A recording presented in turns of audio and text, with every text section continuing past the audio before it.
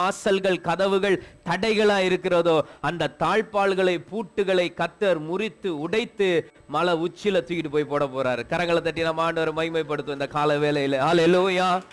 அவனுங்க காலையில இருந்து பிளான் பண்றானுங்க. 11:59 வரைக்கும் பிளான் பண்றாங்க. 12 மணிக்கு கர்த்தர் சிம்சோனை எழுப்புறார். எழுந்துரு. அது மட்டும் படுத்துட்டு இருந்தவன் நடுராத்திரில என்ன பண்றான்? எழுந்து ஜெபிக்கிறான். ஆவியானவர் அவன் மேல் வருகிறார். அவனுக்கு ஒரு பலம் வருகிறது. நேரா போகிறான். தாப்பாலோட வாசக்காலோட பேத்து எது தடையா இருக்கோ அது மலை உச்சில. நான் சொல்றேன், இன்னைக்கு நடு ராத்திரி நீங்க ஜெபிக்க ஆரம்பிங்க.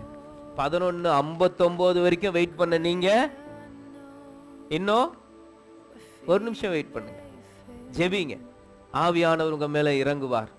உங்களுக்கு விரோதமா இருக்கிற இரும்பு தாழ்பாள்கள் வெண்கல கதவுகளை கர்த்தர் முறித்து உடைத்து அந்தகாரத்தில் இருக்கிற பொக்கிஷங்களை கர்த்தர் உங்களுக்கு தரப்போகிறார். ஹல்லேலூயா.